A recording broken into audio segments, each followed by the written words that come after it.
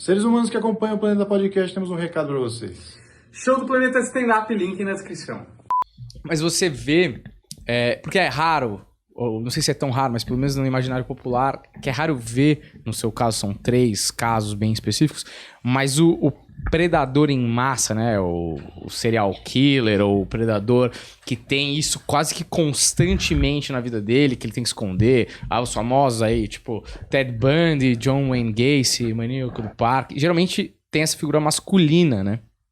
E aí eu queria que você, que estudou bastante o caso e tal, você consegue ver traços nela por colocar a parada da caridade na frente, a religião também, essas cortinas de fumaça que parecem... Não, eu entendi. É que assim, o predador, ele cria um ambiente favorável para as presas, assim, para atrair as presas. Certo. Então ela era compulsiva sexualmente, ela tinha essa predileção por adolescente, quando ela já era adulta. Quando tinha 30, ela já estava transando com um adolescente de 14. Então ela cria, e ela se junta. É muito bom deixar claro aqui, você que está lendo o livro vai entender melhor, que ela e o Anderson eram parecidos. É porque ela é a protagonista, ela é a assassina, ele é a vítima. Mas não é porque ele é a vítima que os crimes dele desaparecem. Pelo contrário, ele também, lá para trás, quando ela virar, que é onde você tá, acho que ela ainda não é a poderosa, ela ainda é a fugitiva, né? Ela está começando a dar as entrevistas e ele treina ela. Exatamente. A Flor de Lis é um produto do Anderson. E tudo isso que ela fazia não era nem com consentimento, era com a conivência dele. A forma como a Flor de Lis traz o Anderson para o seio familiar, ela perpetua essa forma de transar com o adolescente, de chamar o adolescente de filho e ao mesmo tempo levar para a cama para transar. O Anderson entra nessa ciranda e ele, esperto, visionário, cresce e diz, não, calma, essa mulher tá pegando crianças de rua, mas isso aqui dá um caldo, né? Se ela chegar, ela tem quanto? 14? Não. Aí eu até brinco, fez que nem a Dilma Rousseff. Não, vamos fazer uma meta de 20. Deu 20, dobra a meta, 40, vai dobrando a meta. E é isso que ele vai fazer. É a ideia dele. A Flor de Lis, se não fosse o Anderson, ela estaria lá no Jacarezinho até hoje, desdentada, de mãos dadas com o Comando Vermelho e vendendo abacate na feira. Ela estava predestinada a isso. A gente vê, inclusive, pelas vidas das irmãs dela que nunca saíram da pobreza. São pessoas humildes. O Anderson transforma a Flor de Lis nessa entidade. Ele dizia, olha, quando nós tivermos 50 filhos, nós vamos ser assim... Tu vai ser a mãe do Brasil. E ele consegue. Ele forja essas entrevistas... Ele consegue ligar para as emissoras de TV.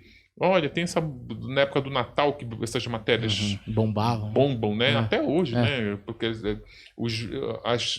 as emissoras querem sensibilizar, né? Emocionar o telespectador, mostra essas matérias. E ela cresce nessa esteira. Ela foi parar na Xuxa, na Ana Maria Braga, na Marília Gabriela, no Rodrigo Faro, na Hebe Camargo. O Anderson que articulou isso tudo. Então aí o Anderson começa a se achar o dono da marca Flor de Lis. Ele que cria... Eles queriam ser pastores da Igreja Universal, da Assembleia de Deus. Só que aí a Assembleia de Deus, eles... Ali também, um recorte, tá? Não é toda a Assembleia de Deus, mas aquela Assembleia de Deus do Jacarezinho daquela época era altamente corrupta, andava de mãos dadas com o Comando Vermelho, tinha ali uma forma muito criminosa de arrecadar, de enganar fiéis, e eles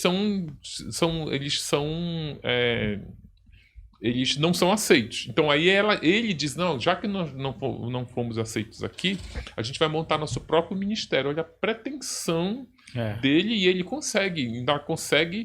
ainda monta um ministério que leva o nome dela. É uma coisa assim...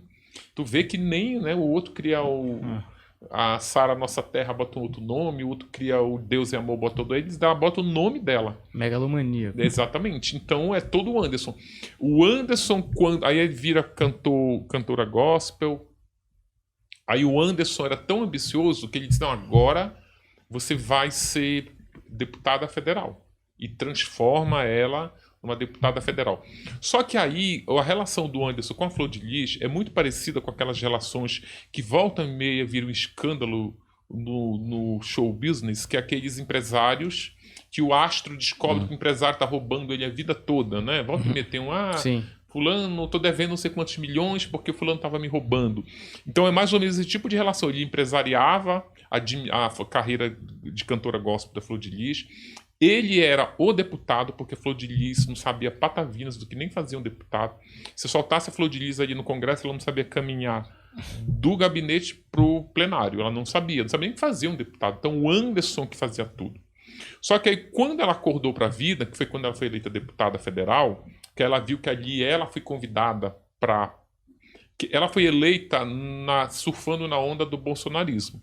Então, quando o Bolsonaro foi eleito e ela foi eleita deputada federal mais votada do Rio de Janeiro, colada no Bolsonaro, o Bolsonaro convida ela para posse. Tanto que ela colocou nas redes sociais, acho que no livro tem umas fotos ali da posse. Então, aí ela se sente poderosa. Um presidente da República me convidou, me botou no avião da FAB, eu viajei do Rio para Brasília, fiz foto com ele, com a esposa dele, com todos aqueles deputados bolsonaristas lá.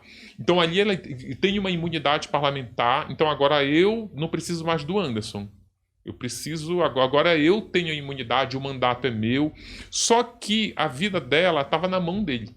Sabe quando duas vidas se juntam e viram uma vida só? O Anderson vivia a vida dela. O Anderson não tinha vida, ele não tinha carreira, não tinha... Até ele como pastor era uma sombra da Flor de Lis. As pessoas iam para a igreja para ver a Flor de Lis, não ver o Anderson. O Anderson era a sombra. Só que aí, cara, quando tu chega ali pelo finalzinho do livro, quando acontece o crime, tu entende que do jeito que a vida dessas duas pessoas se juntaram, as cumplicidades criminosas que eles tiveram, a jornada que eles tiveram juntos, não tem uma separação a não ser matando ele.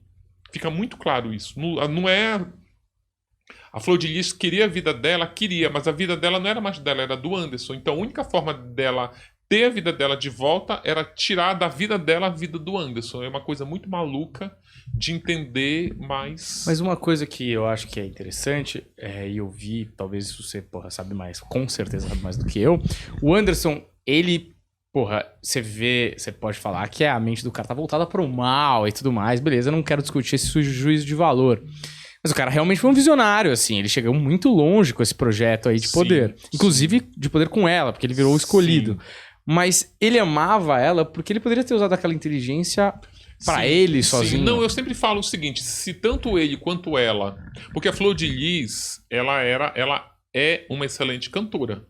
Ela tem uma voz boa, tu ouve os discos. É que eu não gosto de música gospel, mas se ela tivesse ali cantando umas músicas pop, ali ela arrebentaria. Ela tem voz, ela tem presença de palco, ela tem aquela dramaticidade que o cantor precisa. Se ela tivesse cantado uma sofrência ali, ela teria... Agora, é muito boa essa sua colocação, que ela... Eu sempre digo isso.